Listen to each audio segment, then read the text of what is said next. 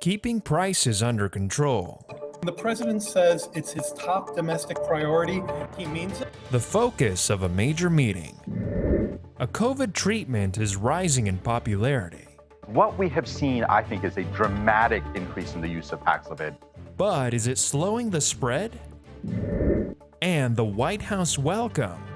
So much excitement for one of the world's most popular boy bands. These stories and more coming up on Newsbreak. Hello, South Florida. I'm Anya Joseph. I'm Michelle Morris. Today is June 1st, 2022. Live from the South Florida Media Network's Biscayne-based studios in North Miami, this is SFMN Newsbreak. Eye on inflation, a major Oval Office meeting with the goal of setting prices under control. President Biden inviting key figures to the White House as prices rise rapidly, everything from gas prices to food and housing. The network's Daniela Tabera reports on their plans to turn things around as Americans grow increasingly frustrated. Inflation is soaring, gas hitting record highs, housing also on the rise. The climbing prices dealing a painful blow to the wallet. The American people have every right to judge our administration and the president's words. When the president says it's his top domestic priority, he means it, and we have to show that to the American people. President Biden zeroing in on the crisis. Federal Reserve Chairman Jerome Powell and Treasury Secretary Janet Yellen joining the president in an Oval Office sit-down. The Fed has dual responsibilities. One, full employment. Two, stable prices. Chair Powell and other leaders of the Fed have noted at this moment they have a laser focus on addressing inflation, just like I am. Americans have slammed the Fed for acting too slowly in an effort to cool the economy and drive inflation down. The central bank signaling further aggressive rate hikes will come this summer. Critics worry it won't be enough. Today, milk is over $4 a gallon, and the national average for regular gasoline has hit an all-time of $4.67 a gallon. In the control room, I'm Danielle Tabera, South Florida Media Network. A mother and daughter are waking up behind bars this morning after killing a neighbor. The shooting on Memorial Day in Orlando. The victim, LaShawn Rogers, was grilling for the community when Lucretia Isaac, who neighbors say was drunk, went up and slapped her. According to the police, Isaac handed her 10-year-old daughter a bag with a gun. They say that is when the 10-year-old fired the fatal shots. A graduation party ends in tragedy after a man in Central Florida is killed in a bonfire accident. Witnesses found the 51-year-old man after an explosion outside their yard near Orlando on Monday. Paramedics pronounced the man dead at the scene. The witnesses told investigators that the victim didn't have any explosive devices or fireworks. Police near Tampa are investigating whether a man was killed by an alligator. The 47-year-old man was looking for a frisbee in the water at a park. Yesterday, the Florida Fish and Wildlife Conservation Commission says it was working to remove the gator. Officials noted that the signs are posted to warn people not to swim near the lake. A popular antiviral could be leaving people capable of spreading COVID without even knowing it. The network's Halia Smith has more on the study and what the CDC is now recommending. Over the past 2 months, filled prescriptions for Paxlovid have climbed to 182,000 a week, according to White House officials. We have seen, I think, is a dramatic increase in the use of Paxlovid, about fourfold increase. But now researchers have found people who have taken Paxlovid and have a relapse of COVID-19 can still be contagious even if there are no symptoms. The CDC says rebound has been reported to happen 2 to 8 days after initial COVID-19 recovery. There may be a recurrence of symptoms or a new positive viral test after having tested negative.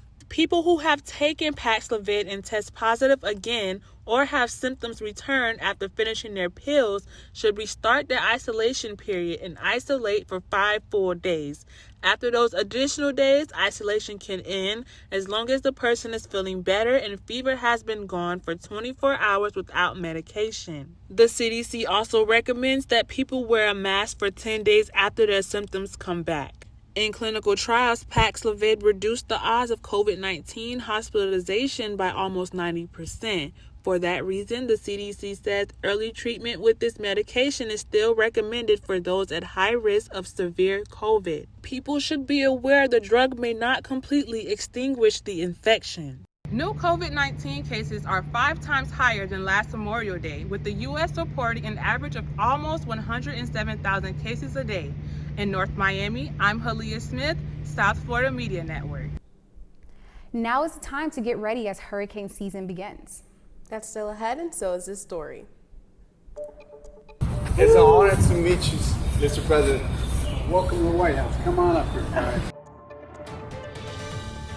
Pop stars meeting with the president to speak about a serious problem. Newsbreak will be back in 2 minutes.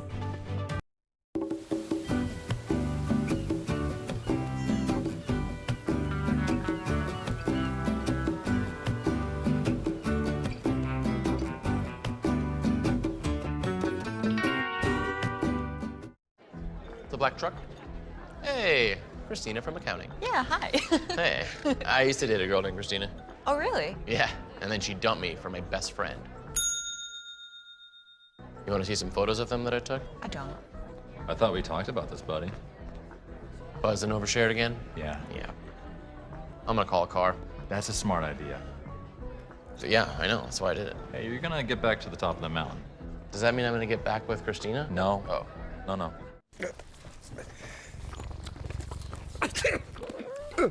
If you love me enough to tolerate my perfect little pets and all their glorious dander, then of course you'll visit nhtsa.gov/the right seat to make sure I'm in the right car seat.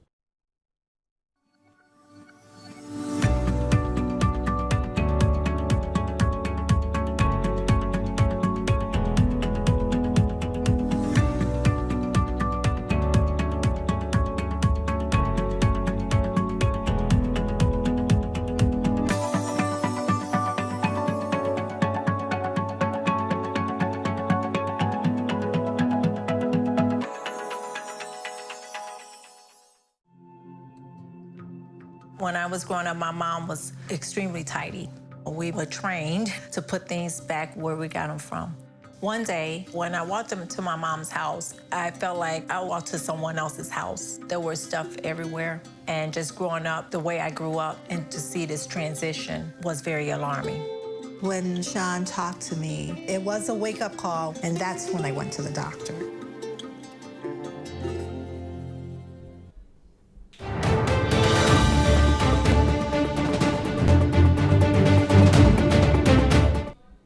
President Biden meeting with the international music stars BTS in the Oval Office.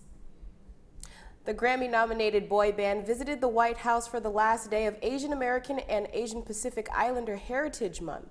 Yesterday, the pop icons were in attendance for the press conference led by the White House press secretary to speak out against the hate crimes of Asians in America. Forget about me. I know, it's not about me.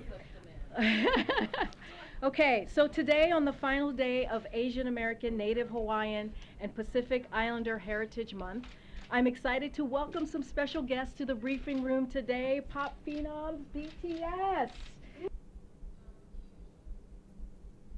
Officials say the group will be working with the Biden administration to create digital content about the importance of inclusion and diversity. Get ready to put those shutters up as today marks the start of hurricane season. Forecasters are already on the lookout for a tropical depression in the Gulf of Mexico.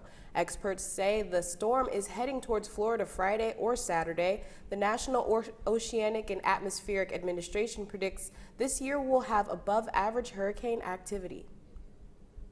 That's all the time we have for Newsbreak. I'm Michelle Morris. I'm Anya Joseph. Get more news anytime at sfmn.fiu.edu.